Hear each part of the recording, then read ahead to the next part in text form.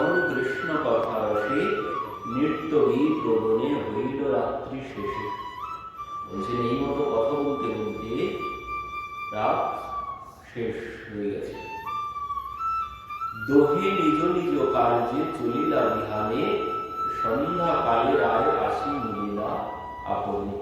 সারা রাত এইভাবে 10 দিন হয়েছে। কথা বিশ্রাম হবে কখন? বলে যখন প্রভাত হবে। প্রভাত হলে কথা বিশ্রাম হবে।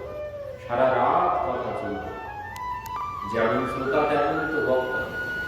এই জন্যে সারা রাত আমাদের 1 ঘন্টা হয়ে গেলে আমরা আর বসে থাকতে পারি না। কিন্তু এখানে যেমন শ্রোতা তেমনই বক্তা। ইনি যেমন বলে আনন্দ পাচ্ছেন, উনি তেমন শ্রবণে আনন্দ পাচ্ছেন। এনারা সারা রাত ধরে কথা আলোচনা করতেন। তো বলছেন এই মতো দুইজন কৃষ্ণ কথা রসে নিত্য গীত রোদনে হইল রাত্রি শেষে। রাত্রি শেষ হয়ে গেল, দুইজন দুইজনের কাজেই চলে গেলেন। পরবর্তীতে সন্ধ্যাকালে রায় আসি মিলিলা আপনি। একদম বলছেন এবার ইষ্ট গোষ্ঠী কৃষ্ণ কথা কহি কতক্ষণ, প্রভু পদে ধরি রায় করি নিবেদন।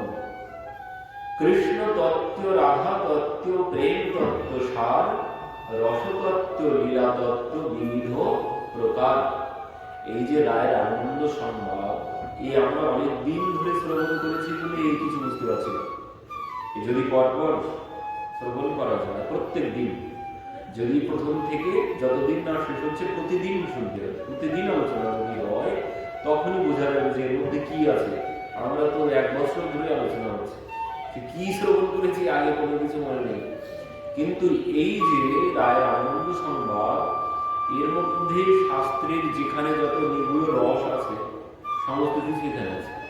গীতার সার এর মধ্যেই আছে, ভাগবতের সার এখানেই আছে। যত যত গ্রন্থ, ওই গীত গোবিন্দের সার এর মধ্যেই আছে। সমস্ত শাস্ত্রের সার এর মধ্যে আছে।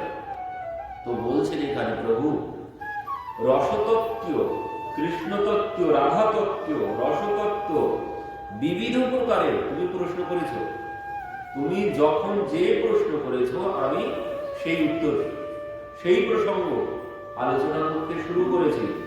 বলছেন প্রভু এখানে তো আমার অবাক, আমি এখানেই হচ্ছি যে তুমি যেমন যেমন প্রশ্ন করেছ আমি তেমন তেমন বলেছি। কিন্তু আমার বড় আশ্চর্যের বিষয় এটি, এত তত্ত্ব মোর চিত্তে হইলে প্রকাশ। প্রভু এই সমস্ত প্রসঙ্গ তো আমার কোনো কিছুই জানা ছিল না, আগের থেকে মুখস্থ আমার কোনো কিছুই করা ছিল না। আমি এই সমস্ত প্রসঙ্গ আগে কোনোদিন পড়িনি, কোনো কিছু অধ্যয়ন করিনি আমি এই সমস্ত প্রসঙ্গ। তুমি যা যা প্রশ্ন করেছো, তবে চমৎকার হচ্ছে এখানে তুমি জিজ্ঞাসা করেছো আর আমি বলে গেছি। তো প্রভু এখন আমি বুঝতে পেরেছি আমি যা বলেছি আমি কোনো কিছু বলিনি, কারণ আমি এ সমস্ত কোনো কিছুই জানি না, আমি কোথাও অধ্যয়ন করিনি। তুমি জিজ্ঞাসা করেছো আমি বলেছি। তো এখন বুঝতে পারছি প্রভু এত তত্ত্ব মোর চিত্তে কইলে প্রকাশন, ব্রহ্মারে বেদ যেন পড়ায় নারায়ণ। বলছেন প্রভু যা যা প্রশ্ন তুমি করেছো তার উত্তর সব তুমি নিজেই আমার হৃদয়ে প্রকাশ ঘটিয়েছ, সে কথাই আমি তোমাকে শ্রবণ করিয়েছি।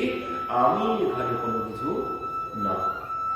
যা প্রশ্ন করেছো তুমি করেছো, যা উত্তর ও সেও তুমি, এখানে আমার কোনো কিছু নেই। প্রভু বলছেন কি যেভাবে তুমি ব্রহ্মাকে জ্ঞান দিয়েছিলে, যেভাবে তুমি ব্রহ্মাকে জ্ঞান দিয়েছিলে ঠিক ওইভাবেই তুমি আমাকেও সমস্ত জ্ঞান প্রদান করেছ।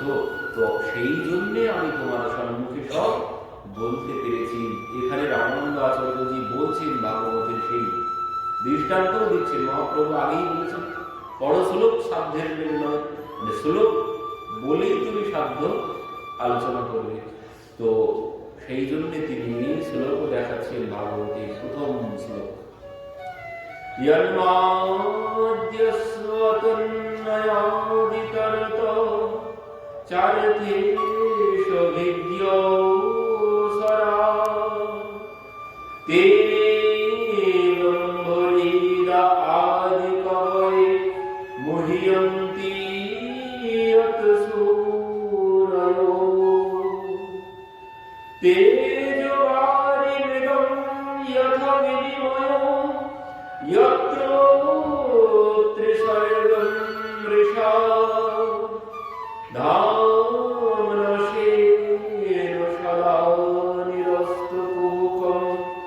সত্যম পরম ধীমহি।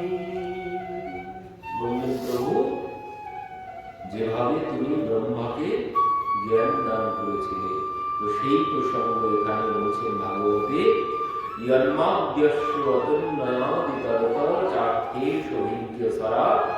তেনে ব্রহ্মহৃদা আদি কবয়ে মুহ্যন্তি সুরয়।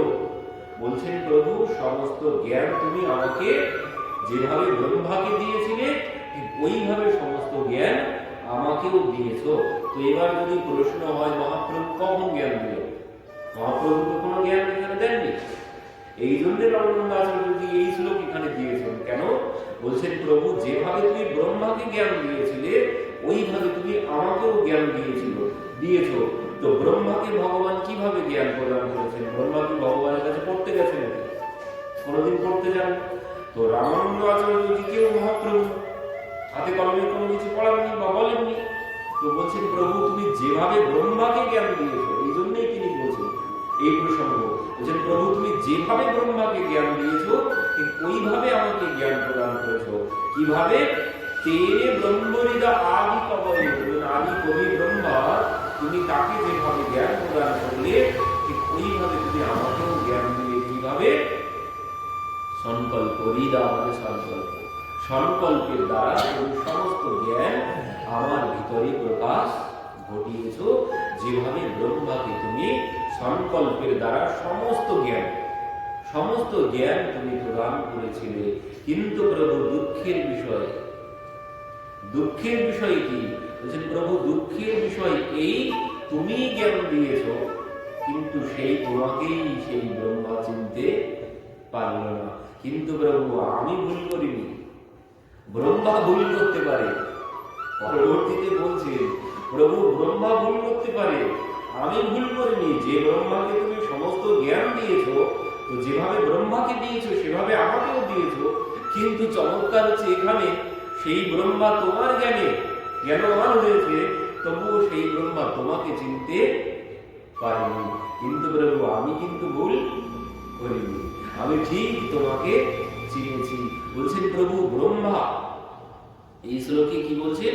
ব্রহ্মা যার চার মাথা ব্রহ্মা, স্বয়ং আদি কবি ব্রহ্মা যার চার মাথা, সেই ভগবানকে চিনতে পারল না। আর দেবতারা তাকে কি করে চিনবে? মুহ্যন্তিয় সুরয়, মানে দেবতারাও সবাই তার লীলায় মোহিত হয়ে যায়। প্রভু, তোমার এমনই লীলা, দেবতারা সবাই তোমার লীলায় মোহিত হয়ে যায়, কেউ তোমাকে বুঝতে পারে না। জগৎ তোমার দ্বারাই চলছে, কিন্তু তোমাকে চিনতে পারছে না। কি বলছেন?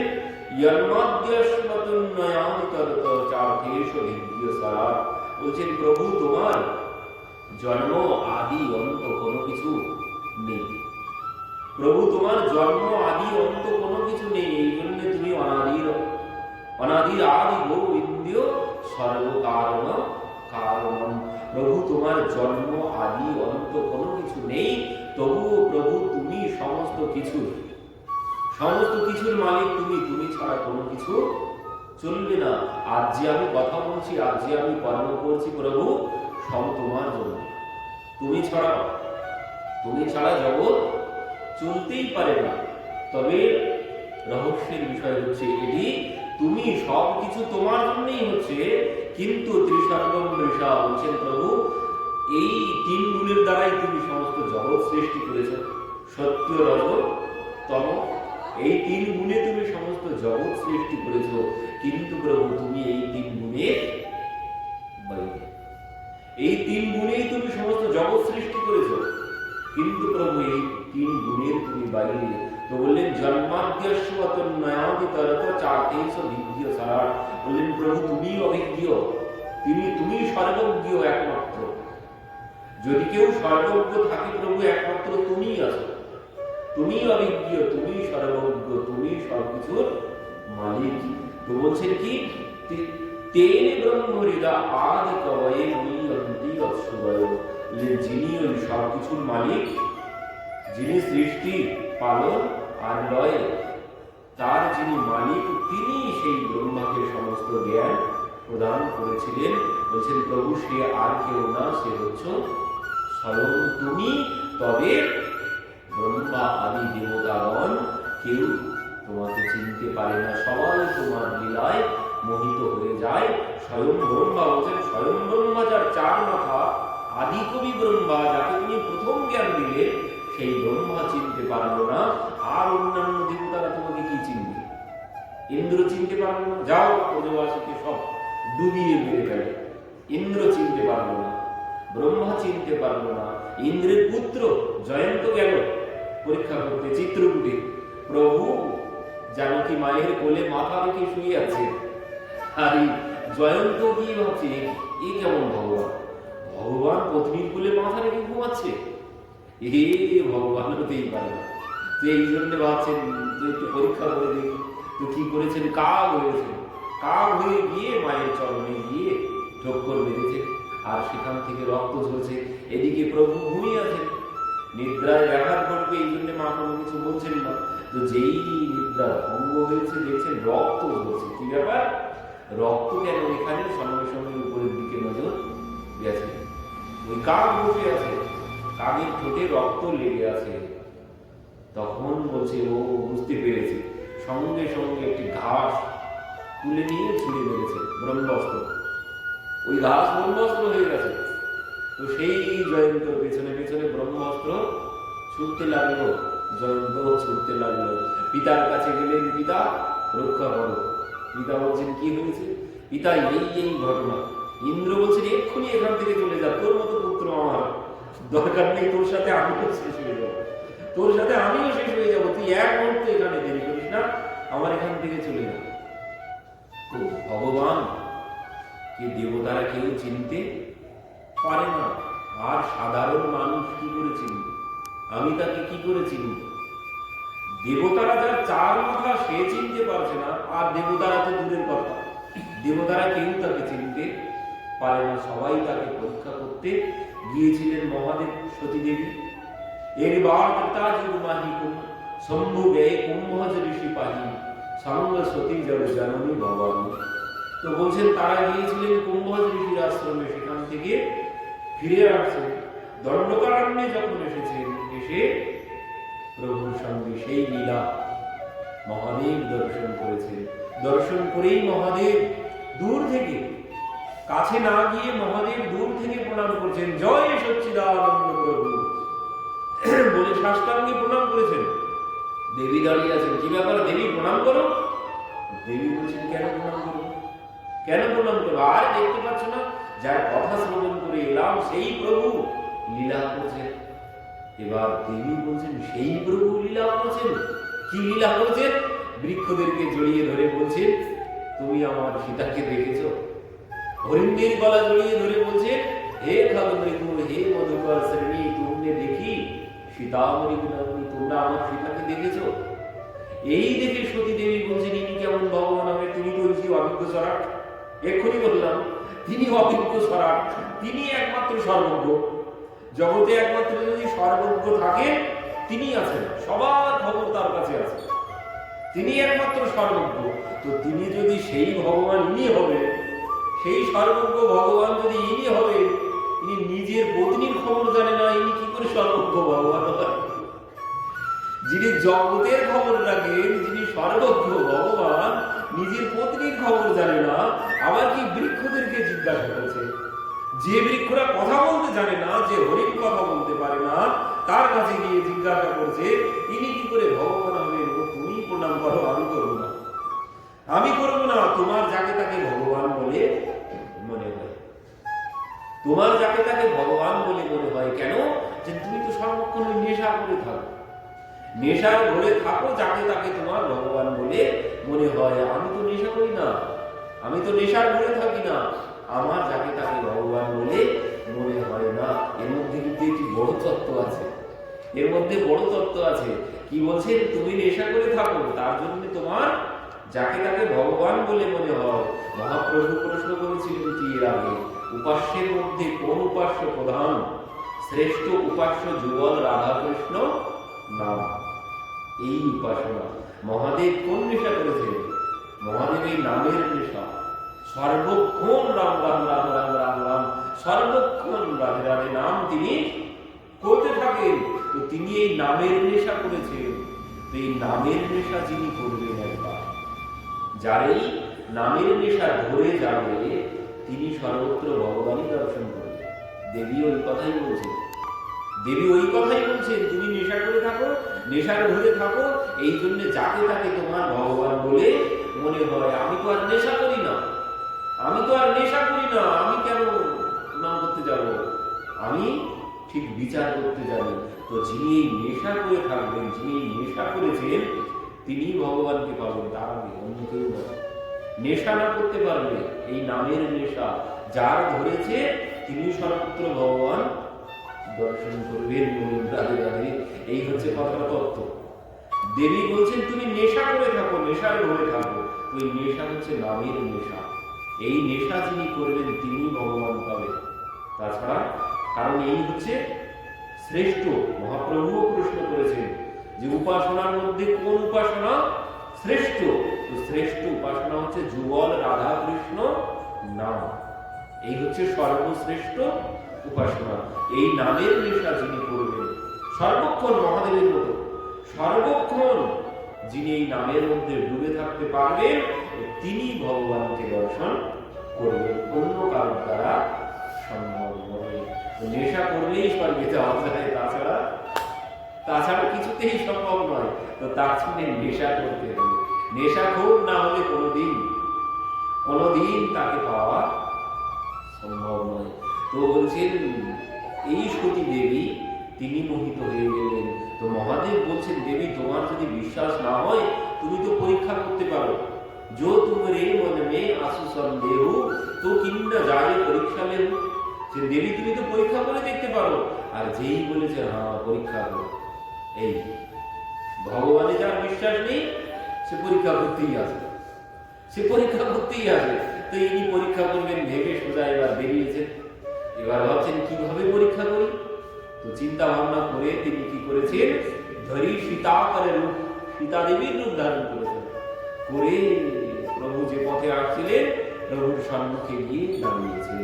আর যেই প্রভুর সম্মুখে দাঁড়িয়েছেন, সঙ্গে সঙ্গে প্রভু, মাতা তুমি এখানে, আমার ভোলে বাবা কোথায়? জানো এই জঙ্গলের মধ্যে তুমি একা একা কি করছো? এই জঙ্গলের মধ্যে আমি আমার জানকীকে হারিয়ে ফেলেছি, তুমি ভোলে বাবাকে রেখে এখানে একা একা কি করছো? আর যেই বলেছেন, সঙ্গে সঙ্গে দেবী ঘোমটা টেনেছেন। এবার ঘোমটা টেনে পালিয়ে চলে আসবেন পেছন দিকে। যেই পালাতে গেছেন, দেখছেন পিছনেও প্রভু দাঁড়িয়ে আছেন। অন্যদিকে ফিরেছেন, সেদিকেও প্রভু। ডাইনে ফিরেছেন, ডাইনেও প্রভু। বামে ফিরেছেন, বামেও প্রভু। পালানোর পথ নেই। এবার বুঝতে পারলেন আমি বড় ভুল করে ফেলেছি। তো সেই দেবী যখন ফিরে এলেন মহাদেবের কাছে, মানে প্রভু বুঝতে পারলেন যে জ্ঞান হয়েছে, লীলা সম্বরণ করলেন, নিজেকে সম্বরণ করলেন।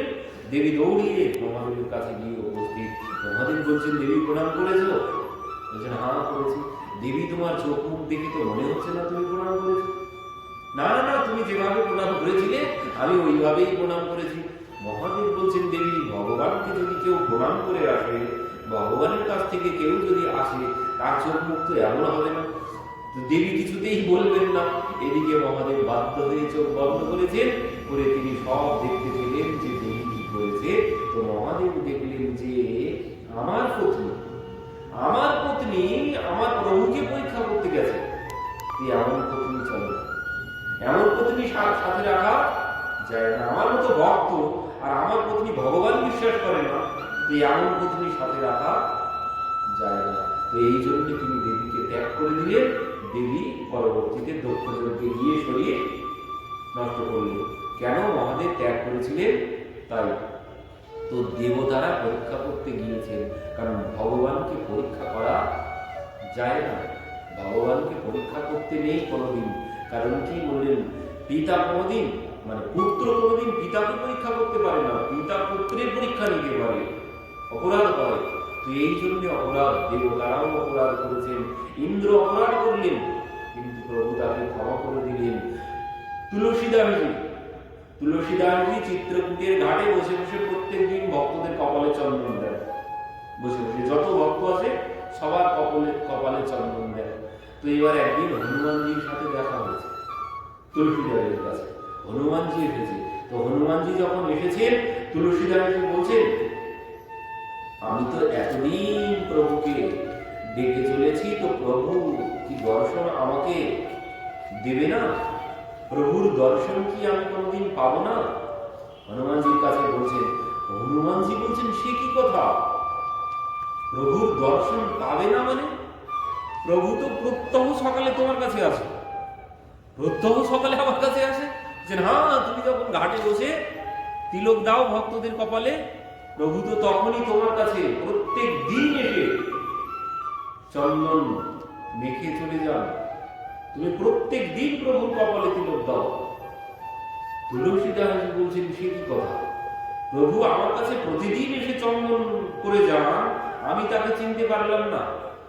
তো ভগবানকে চেনা কি সহজ ব্যাপার নাকি? ভগবান এভাবেই আসবেন ভক্তের কাছে।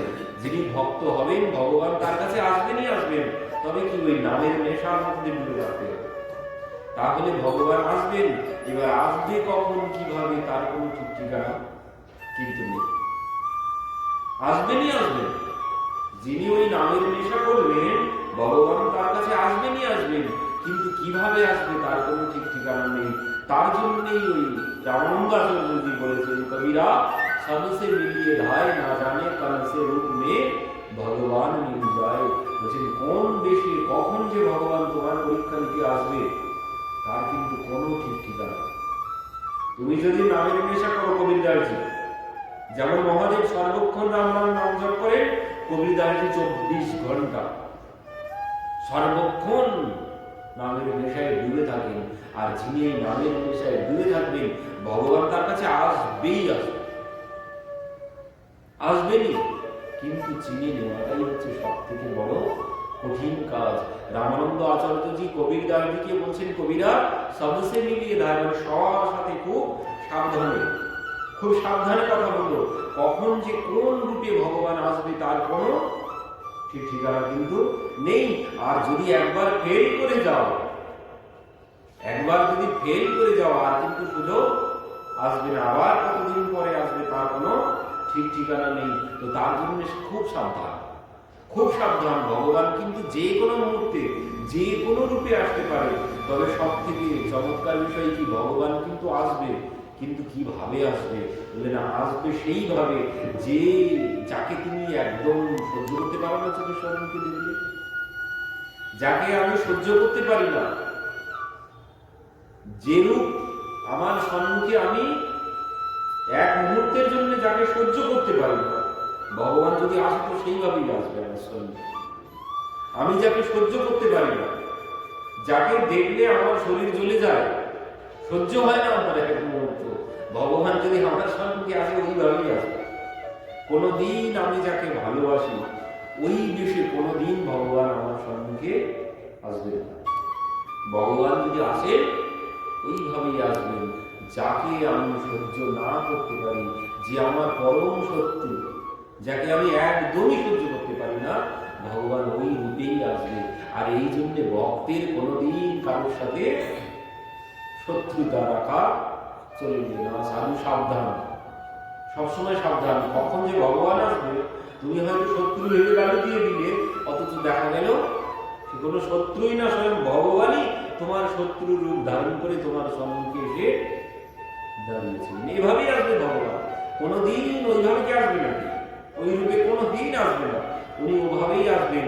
ওই যে সেই শ্রদ্ধা যদি না থাকে তাহলে কিছুতেই পাওয়া সম্ভব নয়। ওই যে পুরী ধামে এক মা গিয়েছিলেন না, সোজা আনন্দবাজারে, খিদে পেয়েছে, তো আনন্দবাজারে গিয়ে প্রসাদ চাইছেন, আমাকে খেতে দাও, খুব খিদে পেয়েছে, পয়সা দাও, পয়সা নেই। সঙ্গে সঙ্গে ঠেলে বার করে দিয়েছেন। বাইরে এসে বলছেন, তুমি না জগতের নাথ, তুমি কেমন জগন্নাথ? আমি যে অনাহারে আছি আজ কতদিন, আমি তো প্রাণ যেতে বসেছে, তুমি কেমন জগন্নাথ? বসে বসে বলছে, এমন সময় কি হয়েছে, এক কুকুর এসেছে, এসে তার সম্মুখে বসে বমি করেছে। কুকুরটা বমি করে দিয়েছে, আর সেই মা বলছে কুকুর না, আমার জগন্নাথ এসেছে আমার জন্য প্রসাদ নিয়ে। তো সেই মা সেই বমি খেতে শুরু করেছিলেন। কিছুক্ষণ পরে মানে গোগ্রাসে প্রান্ত বেরিয়ে যাচ্ছে খিদের জ্বালা, তো 2-4 গাল আগে খেয়ে নিয়েছে, নিয়ে এবার একটুখানি দম ছেড়ে সম্মুখে তাকিয়েছেন, তাকিয়ে দেখছেন কুকুর না, স্বয়ং জগন্নাথ সম্মুখে বসে আছে। তো ভগবান এভাবেই আসেন, ভগবান এভাবেই আসবেন পরীক্ষা নিতে আমার কাছে। তোমার কেমন শ্রদ্ধা আছে, কেমন বিশ্বাস আছে তার পরীক্ষা নিতে। এই জন্য সবসময় এই সাধু সাবধান, এই জন্য সবসময় সাবধান থাকতে হবে। তিনি যে কখন কোন রূপে কোন বেশে কখন আসবেন আমার সম্মুখে তার কোনো ঠিক ঠিকানা নেই। তো পরবর্তীতে পরের দিন তুলসীদাসের কাছে এসেছেন প্রভু রাজপুত্রের বেশে, 2 জন রাজপুত্র এসে দাঁড়িয়েছেন, আর তুলসীদাসজি কপালে দিয়ে চন্দন দিয়েছেন। তখন হনুমানজি বলছেন চিত্রকূটকে ঘাট पर भाई संतन के भीड़ तुलसीदास चंदन घिसे तिलक देख रघुवीर। তিলক দেওয়া হয়ে গেছে, তিনি চিনতে পারেননি।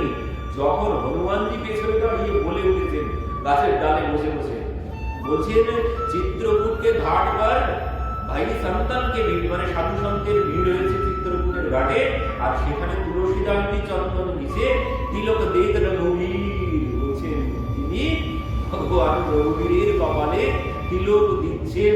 আর যেই বলেছেন এই কথা, যেই হনুমানজি বলেছে, যেই ওনার কর্ণে পৌঁছিয়েছে, সঙ্গে সঙ্গে তিনি সেখানে জ্ঞান হারিয়ে ফেলেছেন, প্রভুকে এক মুহূর্ত দর্শন করে। তো এইভাবে প্রত্যেক দিন প্রভু এসে তুলসীদাসজির কাছ থেকে চন্দন করে চলে যাচ্ছেন। তুলসীদাসজি চিনতে পারছেন না। তো ভগবানকে চেনা বড় কঠিন, তিনি যে কোনো মুহূর্তে যে কোনো রূপে আমার সম্মুখে আসতে পারেন, কিন্তু আমি চিনতে পারবো না, দেখার মন তো আমার নেই। তার জন্যই রামানন্দ আচার্যজি বলছেন কবিরা খুব সাবধান, কখন কিভাবে আসবে তার কোনো ঠিক নেই। কবিরদাসজি কি করেছেন, কবিরদাসজি গিয়েছিল ওই কাপড় বিক্রি করতে, সারাদিনে কাপড় বুনতেন, সেই কাপড় বিক্রি করতেন, তারপর সেই পয়সা দিয়ে চাল ডাল আসবে, রান্না হবে, এমন দুরবস্থা কবিরদাসজি। তো সেই কাপড় বিক্রি করতে গেছেন, বাজারে গিয়ে একজন এসেছে, কি হয়েছে, বড় ঠান্ডা পড়েছে, আমার গায়ে দেওয়া কাপড়টা নষ্ট হয়ে গেছে, তুমি যদি আমাকে একটু গায়ে দেওয়ার মতো কাপড় দিতে খুব ভালো হতো। তো কবিরদাসজি চিন্তা করে এখনো বউনি হলো না, এখনো বিক্রি হলো না, আগে দাম বেকারি এসে দাঁড়িয়েছে, তো কি করবো, তো দেবে ওই কেটে কিছুটা, শীতকালের দিনে সামনে এসেছে, তো গায়ে দেওয়ার মতো কেটে তিনি দিচ্ছেন, গায়ে দেওয়ার মতো যতটা লাগে 4-5 হাত মতো। তো এবার যেই কেটে দিতে গেছেন তখন বলছেন না না আপনি তাহলে দেবেন, তো সেই যদি দেন আমার কর্ণের কাপড়টাও নষ্ট হয়ে গেছে, পরার জন্য একটুখানি দেখি। এবার কবিরদাসজি ভাবছেন হায় হায়, এখনো বউনি করতে পারলাম না, এখনো বিক্রি করতে পারলাম না কিছু, আগেই দান। তো এবার চিন্তায় পড়েছেন কি করি। এবার সঙ্গে সঙ্গে চিন্তা করতে করতে গুরুদেবের কথা মনে পড়েছে। গুরুদেব বলেছিল কবির খুব সাবধান, কখন যে কোন রূপে ভগবান আসবেন তার কোনো ঠিক ঠিকানা নেই, তো সবার সাথে খুব সাবধানে কথা বলল।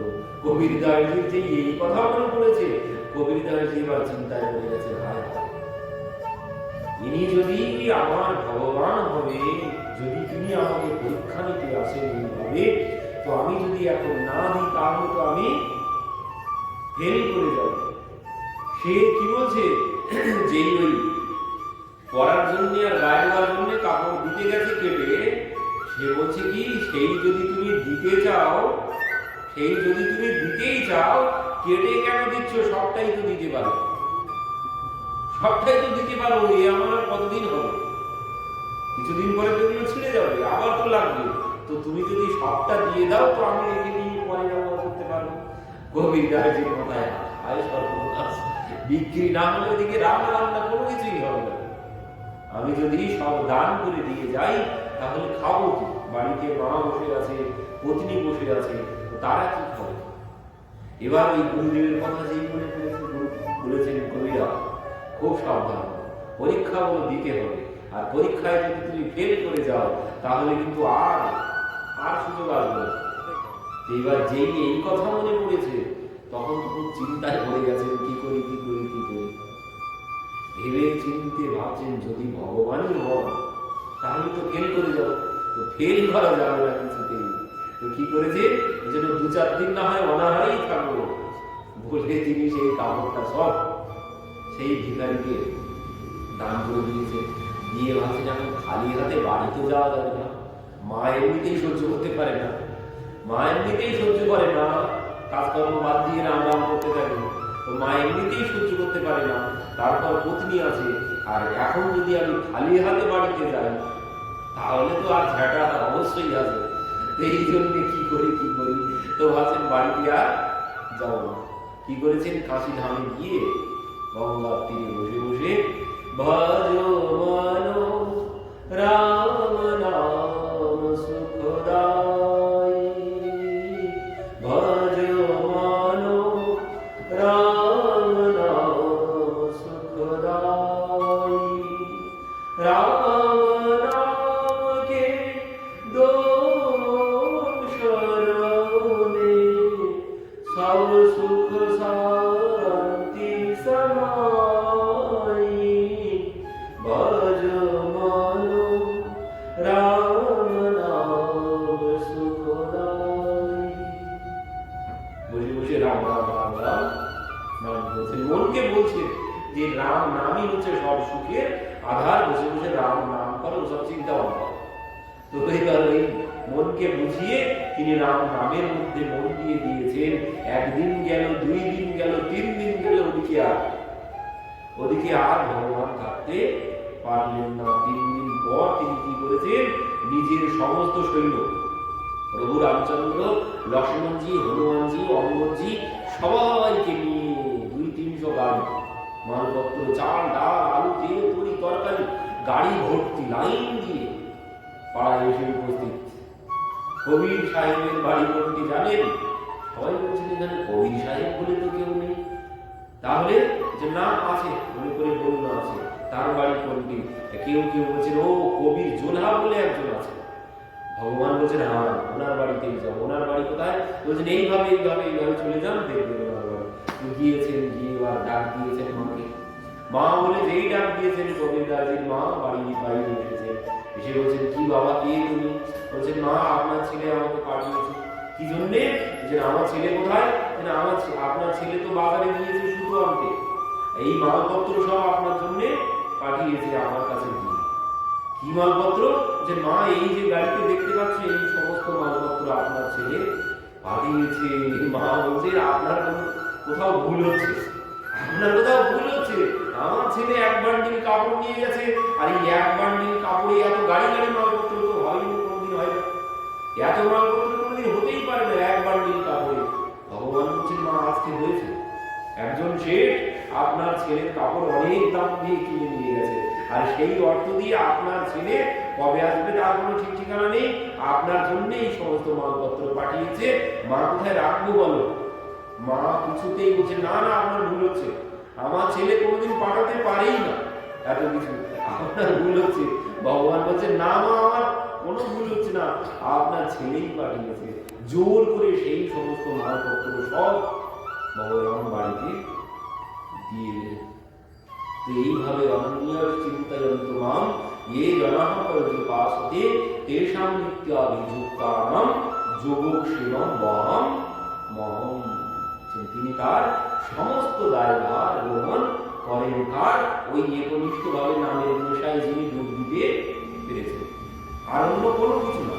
ওই নামের নেশায় যদি কেউ ডুব দিতে পারেন সবকিছু চিন্তা ভাবনা বাদ দিয়ে, তাহলে ভগবান তার সমস্ত দায়ভার সব কিছু গ্রহণ আজও করেন। কিন্তু আমার মধ্যে ওই নিষ্ঠাই নেই, বিশ্বাস নেই, ভরসা নেই। এই জন্য তিনি আমার কাছে আসেন। তো যার মধ্যে নিষ্ঠা ভরসা আছে, বিশ্বাস আছে, তিনি তার জন্য আজও সব কিছু করেন। তো এইভাবে ভগবান তিনি সব কিছু করছেন, কিন্তু আমি বুঝতে পারছি না। মুয়ন্তি অসুরয়, তিনি তার লীলাতে সবাই মোহিত, জগৎ মোহিত তার লীলাতে। তিনি ছাড়া এই জগৎ কিন্তু চলত না। এই জগৎ তিনি ছাড়া কিছুতেই চলবে না, কিন্তু আমরা সেটাই বুঝতে পারছি না। আমি ভাবি আমি এই খাই সেই খাই, তাই আমি এত বলবান, না, তোমার খাওয়ায় কোনো বল হবে না। তিনি যদি তোমাকে বল না দান করেন, তো তিনি কিভাবে সেই দ্রব্য বলছেন? ভগবান জ্ঞান দান করলেন ব্রহ্মাকে, সেই ব্রহ্মা জানতে পারল না, তো ভগবান জ্ঞান কিভাবে দান করলেন? সংকল্পের দ্বারা। তিনি ওইভাবে মুখে মুখে বলেন না, যেটা পড়ে মুখস্থ করো, ওটা পড়ে মুখস্থ করো, এই সমস্ত এইভাবে তিনি কোনো কিছু শেখান না। তিনি যদি কাউকে কোনো কিছু বলতে চান, তিনি তার হৃদয়ে প্রকাশ ঘটিয়ে দেন, তার হৃদয়ের সমস্ত জ্ঞানের প্রকাশ ঘটান। তো কখন? যার মধ্যে ভক্তি আছে, সমস্ত জ্ঞান তিনি লাভ করবেন। বই পড়ে কোনো জ্ঞান পাওয়া যায় না। যার মধ্যে ভক্তি আছে, তারা সবাই মহান পণ্ডিত হয়েছে, তারা কেউ স্কুলে যাননি। তো কিভাবে হয়েছে? তারা ভগবান তাদেরকে সমস্ত শক্তি প্রদান করেছে। যেভাবে 5 বছরের ধ্রুবকে ভগবান, ধ্রুব কিছু বলতে পারছে না, কারণ বলবে কি? 5 বছর বয়স। মা বলেছিল ভগবান না পেলে ফিরে আসবি না। এবার ভগবান পেলে কি করবো, সে তো মা কোনো কিছু বলে দেয়নি। তো এবার চিন্তা করছে কি করবে এখন, কি বলবে এখন, কোনো কিছু বুঝতে পারছে না। ভগবান দেখছেন ধ্রুব কোনো কিছু বলতে চাইছেন, তখন কি করলেন? পস্পর্শ বালম কৃপয়া কপলে, ভগবান নিজের শঙ্খ ধ্রুবের মুখে স্পর্শ করলেন, আর স্পর্শ করার সাথে সাথে সমস্ত জ্ঞান ধ্রুব লাভ করেছে। আর সঙ্গে সঙ্গে ধ্রুব স্তুতি করতে শুরু করেছেন। ইয়ন্ত প্রবেশ্য মমবাচ ইমাম প্রসুত্যম সংজীবিত্য অখিল শক্তি ভরো সদাহনা অন্যাশ্চ হস্ত চরণ শ্রবণত্য গাদীন প্রণাম্যমো ভগবতে পুরুষায় তুভ্যম। বলছেন প্রভু যো অন্তঃপ্রবিশ্য, মানে যিনি আমার ভিতরে প্রবেশ করে, যো অন্তঃপ্রবিশ্য মম বাচ, বলছেন আমার সমস্ত বাণী মানে প্রসুপ্ত ছিল, সব যেন মৃত ছিল। আমার সমস্ত অঙ্গ প্রত্যঙ্গ হস্ত চরণ শ্রবণত্ব গাদীন, মানে হস্ত চরণ শ্রবণ চরণ সবকিছু মানে সুপ্ত অবস্থায় ছিল। তো প্রভু তুমি আমার ভিতরে প্রবেশ করে তাদের সবাইকে জীবন দান করেছো। তো তোমার শক্তিতেই সবকিছু হচ্ছে, কিন্তু দুঃখের বিষয় আমরা বুঝতে পারি না। তিনি সমস্ত শক্তি দিয়ে রেখেছেন, তাই আমি শক্তিমান। তিনি যদি শক্তি সরিয়ে নেন, কোথায় আমি শক্তিমান? তিনি যখন একটা একটা করে যেমন দিয়েছেন, একটা একটা করে যখন নিয়ে নেবে, তুমি একটাও ধরে রাখতে পারবে? কিছুতেই ধরে রাখতে পারবো না। তিনি যখন নিয়ে নেবে, একটা কোনো কিছু যখন আস্তে আস্তে চোখ ঝাপসা হবে, আমি যতই চেষ্টা করি ওই চোখ কি ধরে রাখতে পারবো? এই দৃষ্টি ধরে রাখতে পারবো? দাঁতগুলো যখন একটা একটা করে চলে যাবে, আমি কি ধরে রাখতে পারবো? কোনোদিন ধরে রাখতে পারবো না, কারণ সব দিয়েছেন তিনি, নেওয়ার মালিক তিনি। এখানে আমার কোনো কিছু নেই, তার শক্তিতেই আমি শক্তিমান। मेरे आपकी कृपा से सब काम हो रहा है, करते हो तुम कन्हैया मेरा नाम हो रहा है। मेरे आपकी कृपा से सब काम हो रहा। সব তোমার কৃপাতেই আমি যা কিছু করছি, সব তোমার কৃপাতে, মানে সব তুমি করাচ্ছ, কিন্তু নামটা আমার হচ্ছে। করছো সব তুমি, কিন্তু নাম আমারই হচ্ছে। যেভাবে কুরুক্ষেত্রের যুদ্ধ, অর্জুন পাণ্ডবদের কথাই আমাদের মনে পড়ে, যে 5 পাণ্ডবের কাছে সমস্ত কৌরবরা সব হেরে গেল, কিন্তু কি সেই পাণ্ডবরা যুদ্ধ করেছিল নাকি? পাণ্ডবরা কেউ যুদ্ধ করেনি, কিন্তু কুরুক্ষেত্র বললেই আমরা পঞ্চপাণ্ডব, তাদের শক্তির কথাই আমাদের মনে পড়ে। সেই অর্জুনের গান্ডীবের কথাই, ভীমের গদার কথাই আমাদের মনে পড়ে। কিন্তু অর্জুনও সেখানে কোনো বাণ চালাননি, আর ভীমও কোনো গদা সেখানে চালাননি, কেউ কোনো কিছুই করেনি, কিন্তু নাম হয়ে গেল পাণ্ডবদের। নাম হলো ভীমের গদা খ্যাতি ওখান থেকেই হলো। কিন্তু যুদ্ধ কি কারা করেছিল? সেই বারবারিককে জিজ্ঞাসা করলেন যুদ্ধের শেষে, যখন এদের তো অহংকারের আর শেষ নেই, আমার মতো ধনুর্ধারী আর নেই, আমার মতো গদাধারী আর নেই, তো সবাইকে নিয়ে ভগবান তাদের কাছে গেলেন। গিয়ে বলছেন, বলো বারবারিক, তুমি তো যুদ্ধ দেখলে, তো বলো এই যুদ্ধে তোমার কাছে বীর কাকে মনে হচ্ছে? সব থেকে বড় বীর কে? তখন বারবারিক কি বলছে? ভীম বলছে আমার নাম করবে, অর্জুন ভাবছে আমার নাম করবে, ধর্মরাজ বলছেন আমার নাম করবে। মনে মনে তো সবাই চিন্তা করছেন, কিন্তু বারবারিক বলছেন, প্রভু এখানে তো আমি কাউকে দেখলাম না যুদ্ধ করতে, এখানে আমি কাউকে দেখলাম না যুদ্ধ করতে, শুধুমাত্র দেখলাম তোমার সুদর্শনী সব যুদ্ধ করেছে, একমাত্র তোমার সুদর্শনী চলেছে, আর অন্য কোন অস্ত্র এখানে চলেনি। কিন্তু প্রফিটটা তিনি দিলেন সব পাণ্ডবদের, সব পাণ্ডবদেরই নাম হলো, তো করছেন সব তিনি, আমিও যা করছি সব তিনি করাচ্ছেন, কিন্তু আমি বুঝতে পারছি না, আমি ভাবছি আমি করছি, এখানে আমার কোনো কিছু করার নেই, তিনি করাচ্ছেন তাই করছি। ওই যে ত্রিসর্বমূষা, মানে তিনি সমস্ত সত্য রজ তম গুণ দিয়েই এই জগৎ নির্মাণ করেছেন, কিন্তু তিনি এই 3 গুণের বাইরে, তিনি 3 গুণের বাইরে। কেমন ভাবে বাইরে সেই আমরা আগে শ্রবণ করেছিলাম। ওই যে একজন 19টি উট ছিল, 19টি উট 3 ছেলেকে ভাগ করে দিয়েছেন, 3 ছেলেকে ভাগ করেছেন, প্রথম ছেলে পাবে অর্ধেক, দ্বিতীয় ছেলে পঞ্চম অংশ, তৃতীয় ছেলে পাবে চতুর্থ অংশ। এবার ভাগ করো, পঞ্চায়েত বসেছে, বুড়ো যখন চলে গেছে উইল অনুযায়ী ভাগ করতে বসেছে, প্রথম ছেলেকে দিতে হবে অর্ধেক, তো কি করে অর্ধেক হবে? 19টি উট, তো অর্ধেক কি করে হবে? প্রথমকে দিতে হবে 19টি, তো অর্ধেকটা কি করে হবে? 19টির অর্ধেক কি করা সম্ভব? কোনোদিন সম্ভব নয়। তো পরবর্তীতে সারা দিন চলে গেল, সন্ধ্যাবেলা সেখানে একজন এসেছে মুখের পিঠে, কি ব্যাপার, অমুক লোক চলে গেছে, কিন্তু বুড়ো তো মরে আমাদেরকে মেরে গেছে, কেন? বলছেন এই উইল করে গেছে, আমরা তো সারা দিন বসে বসে কোনো সমাধান করতে পারলাম না।